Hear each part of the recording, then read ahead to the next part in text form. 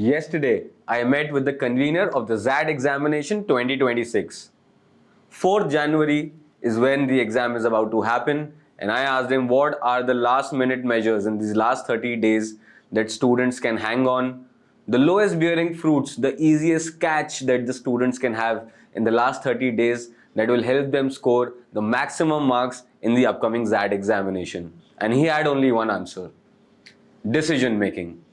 That is what I present to you today. Supergrads by Top Rankers has brought to you a Supergrads special decision making course designed only for you to understand how to go about the exam in the last phase. We'll do a bit of problem solving sessions. We'll understand how to go forward with the strategy of the examination. Quickly jumping on to why this is the most important piece. While a lot of other sections would have negative marking and would make you think twice, maybe thrice, decision making is something where everybody is for now on the same feet. We can start right now, and in the next 30 days, if you solve the practice papers uploaded on our website, I am sure that you will have a great time giving the XAT examination. In fact, even the XAT convener himself personally told me that, according to him, the best strategy going forward is to attempt the decision making section the first. It is the most highest scoring section, and that is why we bring to you this series today. XAT 2026 is divided into two sections, Part 1 and Part 2. However, Part 2 is not really graded for percentile. It is just an eliminative round. Part 1, although combines of 3 sections, but there is no internal separation of those 3 sections in terms of time, as observed in exams like CAT and NMAT. However, what we can do is we definitely need to give a personal timeline to each of these sections. Otherwise, if we go in without a strategy, we might end up wasting a lot of time in places that might not get us the highest amount of score. Hence, as recommended already, I would heavily say that you should start with the decision making piece. It is the level ground, it is the easiest fruit for you to catch, especially when you're preparing in the last 30 days of your exam. Let's start with the time to time calculation of how we should go about it. VANLR requires us to do 26 questions. The best strategy is to time your own self and give a maximum of 60 minutes to it. Decision making has 21 questions, typically sets of 3. There would be 7 such questions. Each section, if you can perform in a matter of 8 to 9 minutes, the entire section will be done in 50 minutes, and that is the time you should be aiming for. For QA and DI, again, you would easily need 60 to 65 minutes, and hence my heavy recommendation again is you start with the decision making piece and finish it in one go. As observed in previous sessions of the examination, the exam will typically have 7 sets of 3 questions each. Now, the time you would require to solve each of these questions is going to be different. The first question typically will take you 4, maybe 5 minutes. The second question will take you maybe 2, 3 minutes, and the last question perhaps 1 minute. So don't get overwhelmed. It's very important to read the entire comprehension. However, you will not have the time to match a word-on-word answer like other examinations. You need to apply a lot of thought. The CAT convener himself has said that there are going to be no right answers.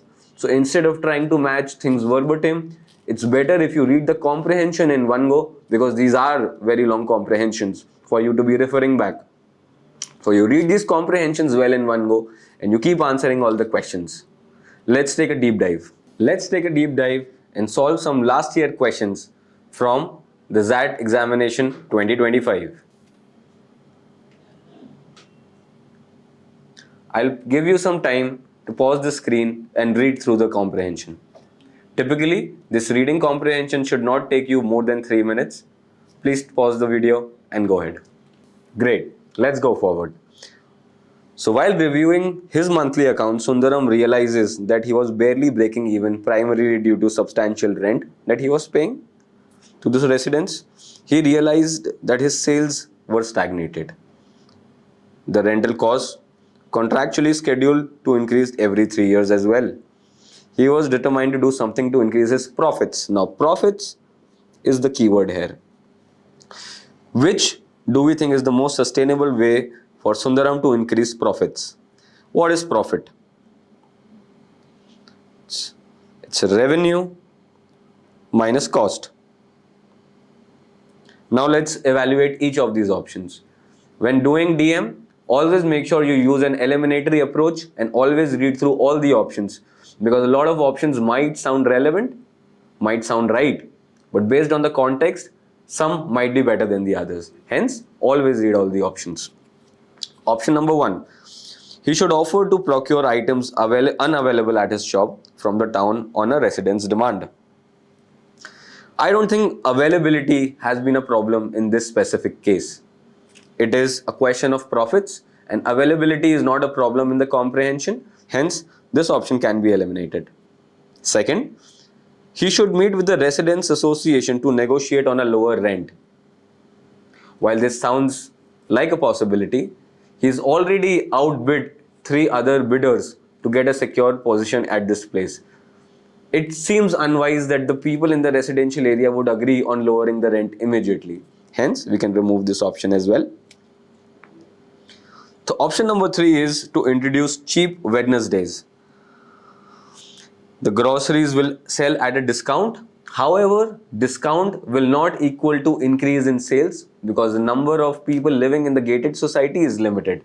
This is not a main city community where discounts will attract a lot of volume. Hence, revenues cannot be directly linked with discounts. Hence, this option is eliminated as well. The fourth option is he should be advertising about his shop through a leaflet in the gated community. However, as we've already read in the comprehension, that this readers association and the residents already know about it, especially when he offered an extra 15% on people living in the communities. Hence, this option can be eliminated as well. We only have one option left, but let's read through that as well. He should remove all the discounts he was offering and sell at the maximum retail price. This will definitely increase profit. This will definitely increase the revenues, and this is definitely the right answer. However, if you think about the question in a more cumulative sense, you would realize that removing discounts and selling at a maximum retail price looks like an extreme option. Now, the entire point of such management decision-making questions is to optimize on the best possible resources and the mechanism in the restraints possible. These answers are never going to be globally acceptable. These are suboptimal answers, and the restraints are given in the comprehension. Yes, it might sound a bit weird saying that there should be no discount and increase the prices, but that is the way going forward. Let's go to question number 2. Now, to increase his profits, Sundaram diversifies into selling vegetables. Earlier, a vegetable vendor used to visit the gated community once every week. Once every week. This was not a permanent vendor. The vendor, after seeing dismal sales ever since Sundaram started selling vegetables, stops visiting the gated community. The resident association did not like losing the rent. So the residents association's issue is on losing the rent again. Additionally, the maintenance of the gated community benefited from receiving vegetables either for free or at extreme low prices, as the vendor was reluctant to take back the unsold stock. This enabled residents association to retain maintenance staff whose attrition was increasing with more gated communities opening up in the area. So the maintenance staff also plays a role apart from the rent that we need to cater to. This enables us to choose from the 5 options, and let's address which is the best to resolve the issues that the resident association is facing. Option number 1. The residents association should impose a fine on Sundaram since he was not contracted to sell vegetables. Now clearly he did get a contract to sell grocery, and grocery includes vegetables, so I think we can easily eliminate this option for sure. Option number 2, the residents association should ask Sundaram to give a specific quantity of vegetables to the maintenance staff for free. Since it's not a part of contract, Sundaram may or may not agree. So while we cannot enforce this, could be an option. Who knows? Let's go ahead.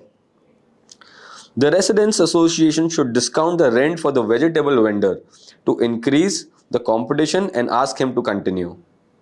Now, this addresses both the rent and the staff issues at the same point of time. Looks like a good option, but let's read a bit more. The Residents Association should request for bids from various shop owners to open another grocery store in the vacant place. This again solves for rent. Staff, maybe not. The Residents Association should ask Sundaram to use the erstwhile space for selling vegetables and pay rent for the same. This again is not a part of his contract, so I heavily doubt Sundaram would make that business decision. So we are left with options number 2, 3 and 4. 3 definitely better than 4 for sure. So we can remove option 4. It's just option 2 and 3. When it comes to option number 2, it only solves for the staff piece at best, not the rent part. Hence, the best option going forward is option number 3, which is also the right answer. Let's go to the last question of this comprehension, question number 3. Sundaram is a happy man now. I am relieved. He has managed to get contracts with 2 more nearby gated communities. He feels like the grocery king of the suburb. However, his happiness is short-lived as Rusham, a new startup, begins making waves among gated communities. This app-based startup promises to deliver any grocery item within 15 minutes, almost like the brand you know. Leveraging its own large warehouses. Earlier, Rusham was confined to main town, but now the startup has expanded the delivery services to the suburbs, including gated communities where Sundaram operates. Of course, for the suburbs, Rusham provides delivery within 60 minutes given the distance. 60 minutes given the distance, unlike 15 delivered in the city. The not an official slogan, the rumor in the market is that Rusham founder has inspired her employees by shouting Rusham or crash him, but push him through that door. Sundaram started losing business to Rusham. He felt rushed, pushed, and was wondering if his business would come crashing. What should Sundaram best do to ensure that his revenues do not come down? Let's evaluate the options. Sundaram should not bother since the nearest town is 30 kilometers away. Sundaram does not deliver any product yet. Hence, any delivery businesses that the customers from the gated community require cannot be solved by Sundaram. Hence, delivery is the primary issue, which eliminates option number 1. Option number 2. Sundaram should employ a few helpers who do home delivery of the product within 10 minutes across the gated communities. Interesting, because this solves for both the 15 minutes piece and the delivery piece at the same point of time. Good option to consider. Sundaram should demand that his rent be reduced to 1/3 since Rusham has free access to these societies. Questionable that the Residents Association will agree to this. This is again not solving for the delivery piece as well. Even if Sundaram does get that discount, delivery is not solved for. Hence, we can cancel this option as well. Sundaram should start giving discounts on every product he sells. I think that is not going to solve the problem of delivery again.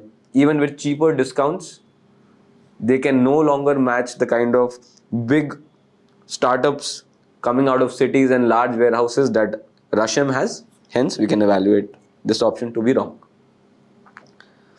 Going forward, Sundaram should explore starting his own delivery startup dedicated to the suburb, competing with Rusham. So delivery problem is solved in this specific case. However, when it comes to the 15 minutes, it's a bit challenging because he's operating out of 3 communities. 3 gated communities versus Rusham, which is operating out of the main city. There is no price match and the business model in itself is very different. So even if they solve for delivery, they can never guarantee the prices that Rusham will be able to provide. Hence, of all these options, option number 2 seems the best and should be the way going forward. Let's move to comprehension number 2. Again, 3 questions with this.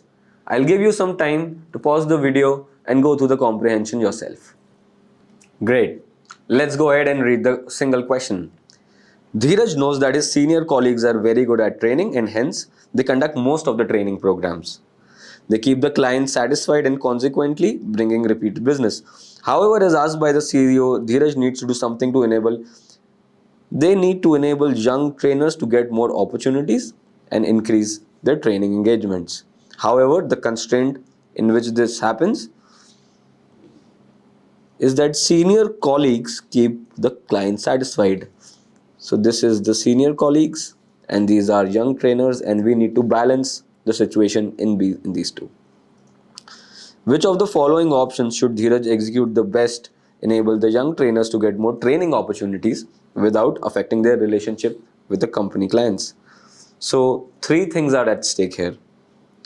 Young trainees getting more exposure, the relationship with client not getting resolved, as well as the training that needs to be imparted to young trainees to make them the future of the company. Let's evaluate each of these options. Dheeraj should mandate that senior trainers must allow young trainers to take at least 30% of their training sessions. This solves for both young trainers' exposure, the relationship with the client as senior members will still be in the team and they'll get adequate training. Dheeraj should request the repeat clients to switch to services of the young trainers who bring a lot of energy. While this solves for the young trainers part, the relationship maybe not. Again, without the seniors' experience, training is also compromised. Option number 3. Dheeraj should assign some of the repeat projects from the satisfied clients with particular senior trainers to young trainers. Interesting option. For this one, let's evaluate if young trainers will get exposure. That is true. Relationship with the client being maintained. Again, unsure. Training being done for the young client. Again, unsure. Question point number 4. Dheeraj should request the CEO to urge their senior colleagues in giving up some of their existing clients in the interest of others' career. Again, bad for the relationship, bad for training, may be good for young trainees' exposure. The last option is Dheeraj should explore for those clients who would be comfortable working with young trainers. Now, this is an interesting option because the relationship is maintained if they're already comfortable working with young trainers. Even exposure is guaranteed for young trainers. The only thing that this is option is missing is that the training that seniors can provide to juniors is absent, which makes option number 1 the best way to go forward. Let's go to question number 2 now. Dheeraj decided to assign some of the repeat clients at random to their young trainers. To address the concerns of the CEO, many young trainers appreciate him for giving them more opportunities. Great. Sudha here, a senior trainer popular for her training programs and deceptive communication methods, was surprised to see that some of her long-standing clients were assigned to a young person. She was concerned that the clients would feel shortchanged. Shortchanged means cheated. But that is the primary concern, that clients would feel short-ranged. Moreover, she was chagrined that she was not even consulted. Not consulted. Chagrined. This means disappointed. She was disappointed that she was not even consulted. So there is some context that she has that young people don't have. And then clients might feel dissociated. Great. Since the human dynamics incentives trainers who cross a mandated number of training hours, Sudha was also concerned about possible revenue loss. Interesting. Possible revenue loss. Sudha wanted Dheeraj to stop assigning established clients to young trainers. Which of the following actions would you best help Sudha to stop Dheeraj from assigning her programs to the young trainers? Let's evaluate the options. She should propose training the young trainers in her innovative methods so that they become the independent future. This can solve for the need of the client, certainly. However, the long-term confidence that she has might not be available. So while it solves for the client's need, maybe not with the confidence so far. She should confront the CEO and share that his concerns should not be addressed at the cost of her own revenues. Personally, I think that's a bit of an overreach in terms of the scope of her job to be telling her how the CEO should be doing her job. So we can remove that option for now. She should share with Dheeraj that assigning her client companies to novice trainers will lead to loss of those clients, which is true. Both in terms of the client not being there, and again, the confidence that she's already built is also being lost. She should approach the CEO and request that Dheeraj be removed from his position as TAO. Again, looks like an overreach of the position that she is in. Hence, no. The fifth option is she should contact the client company and ask them to reject Dheeraj's assigned trainers. Again, a complete oversight and a complete overstepping on the company's boundaries. Clearly a wrong option. Hence, we can go with option number one. Looks not the best option going forward, but is the most optimal given the restraints in which we are.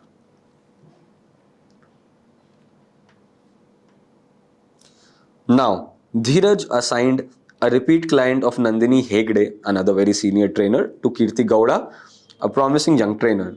A few days later, the client company reached out to Nandini off the record to inform her that they were very unhappy with Kirti's training. They also shared that Dheeraj, when informed about this, had claimed that the client would appreciate Kirti with more exposure on her training programs. So Kirti needs more exposure. What best can Nandini do to regain the client for herself without appearing to against the organization's focus on providing the young trainers more opportunities? We have two things to resolve for. One is Kirti's exposure, the other is the client. Let's evaluate each of these options now. Engage in a follow-up conversation with the client requesting that they communicate their concerns to the CEO of the company. Solves for the client piece does not solve for Kirti's training, hence rejected. Share the client's feedback with Kirti and ask her to opt out of future training clients. Again, does not solve for Kirti's improvement or training, only solves perhaps for the client's need. Tell the client that to ensure quality, they must demand her exclusively as the trainer for their upcoming training programs. Again, solves for Kirti, does not solve for Kirti, solves only for the client. Arrange a meeting with Dheeraj, informing him that she is aware of the situation and Dheeraj's action may lose the client of human dynamics. Again, very sensitive about the needs of the client, not so much about needs of Kirti. Which leaves us to the last option, that she proposes to Dheeraj that in future assignments with the client, Kirti be a co-trainer with Nandini to help improve her performance. This is the only option that solves for both Kirti's and the client's need. Hence, this is the right option to go forward. Let's read another paragraph just to set some context.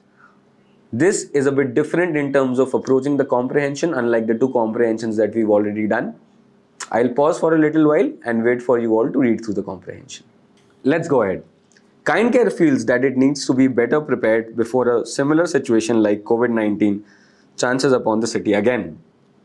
The hospital decides to invest immediately in improving their infrastructure. However, this would mean that temporarily it should either reduce or shut down the operations of a few departments. It is considering the following options. One is to reduce the outpatient capacity to half. Second is to shut down the cafeteria for a period of renovation. Third is to ask their administrative staff to work remotely. Four is strip the pharmacy operations down to emergency and critical medications. And fifth is shutting down the medical labs and arranging medical tests from a local lab. Which of the following combination will least affect the functioning of the hospital? Let's do a reverse engineering in this specific question, given the number of possibilities are a lot. We have 5 options. 2 of them start either with A or B. So let's choose between A or B first. Option A is to reduce their outpatient capacity to half. Will this affect the functioning of the hospital more or less? Quite a lot.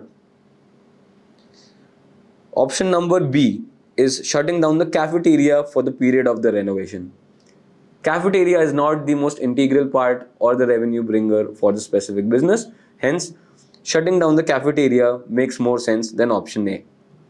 Hence, since we had to find the least way to affect the functioning of the function, we choose option B. Now to choose option B, there are two options. It is BCD or BCE. Basically, we need to decide between D or E, which is the one that will cause the least amount of friction in the functioning of the hospital. Option number D is stripping down the pharmacy operations down to emergency and critical medications. And E is to shut down the medical lab and arrange for medical tests from a local lab.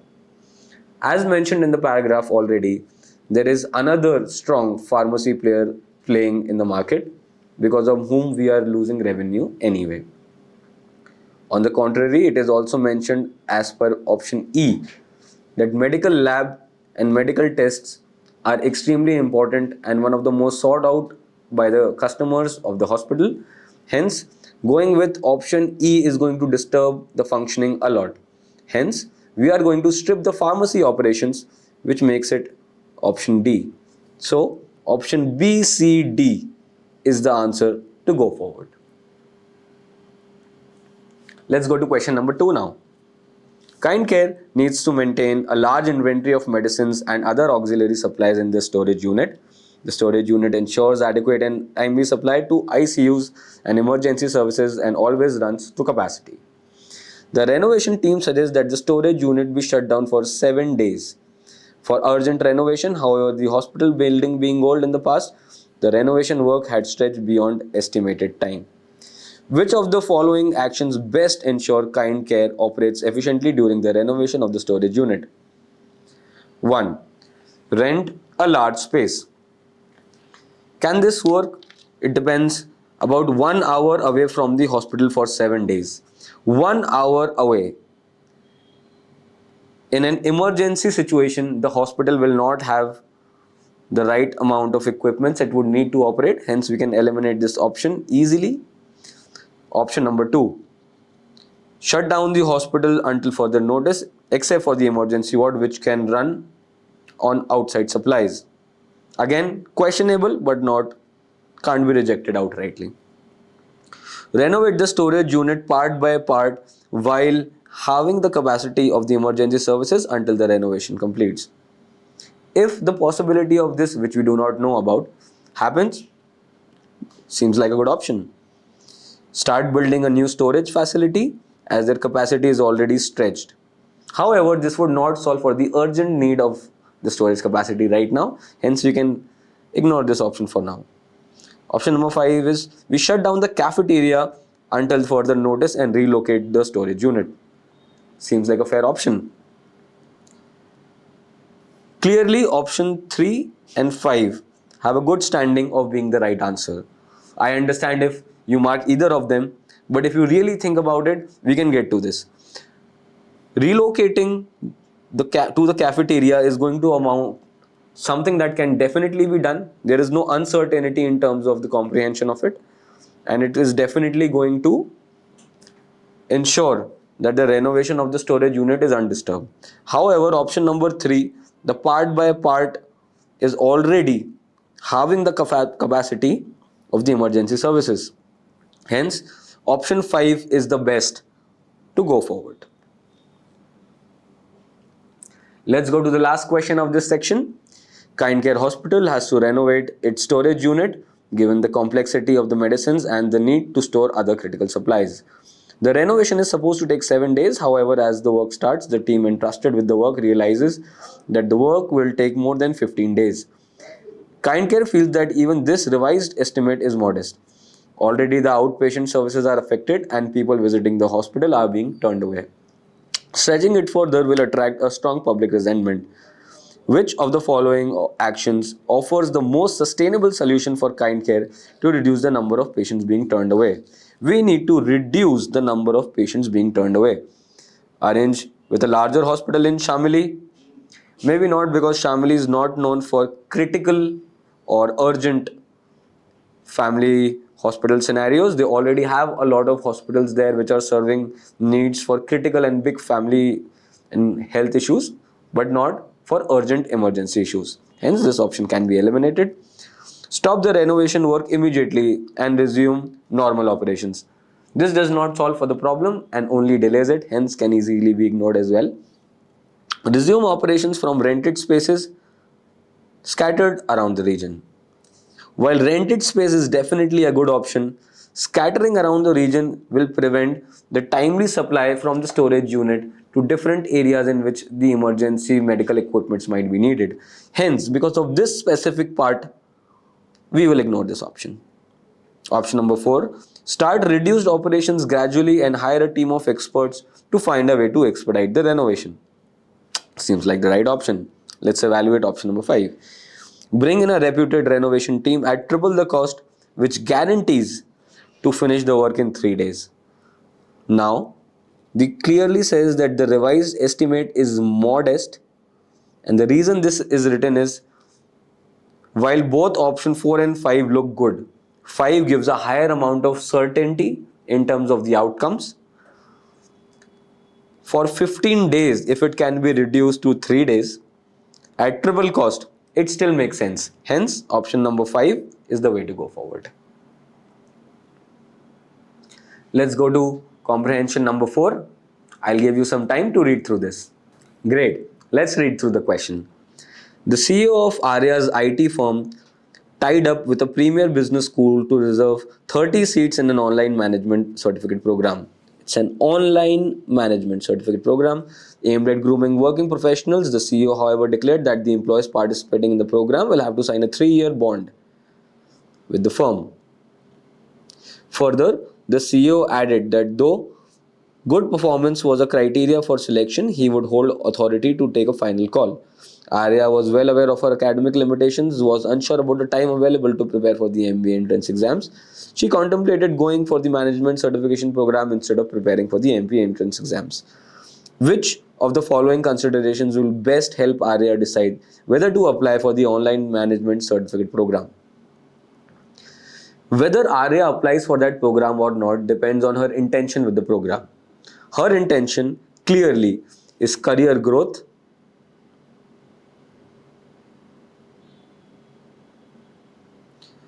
if anything offers career growth, she is in for it. Arya, now let's evaluate the options. Arya keeps getting appreciated for her performance by the HR department. This ensures that she might get selected for the program. However, her agenda is not to get selected for the program, but to have career growth. I don't think this is the best reason. Arya wants to be a part of a very good alumni network, something that the MBA program does offer. However, that according to the comprehension again is not the goal of Arya. She wants career growth and progression, again does not solve for her needs. Option number 3. Shruti attempted the MBA entrance exams twice before she could get selected. Now, a lot of us might relate to this personally and a lot of our personal biases might come out. However, it is clear that anyone's capability to crack the exam does not reflect on the other person. The capability that Shruti has and the capability that Arya has are nowhere tied up. Hence, this cannot be a parameter for judgment. Option number 4. Arya feels that the online program is light enough to manage while working full time. This is making sure that she'll be able to do the program. Looks like a good enough option. Option number 5. Those who complete this online management certificate program do well in their career. This is the ultimate goal, and hence, while option number 4 looks like a good option, 5 is definitely better than 4. Let's go ahead with option number 4, which is the right answer. To attempt more such questions, please log on to the Top Rankers website by Supergrads.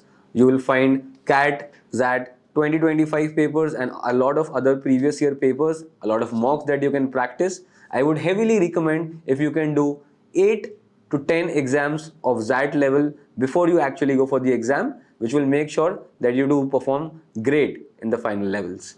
Thanks and all the best.